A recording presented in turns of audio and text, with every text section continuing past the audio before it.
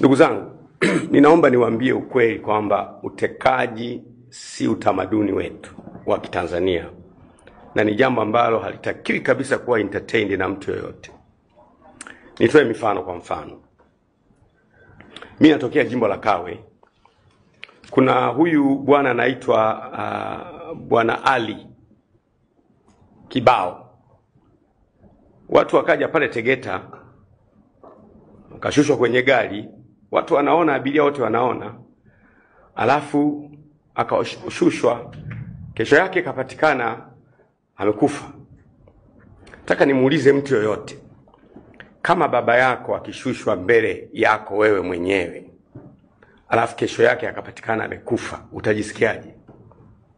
Kama baba yako mzazi akashushwa kwenye gari alafu kesho yake amekufa, utajisikiaje?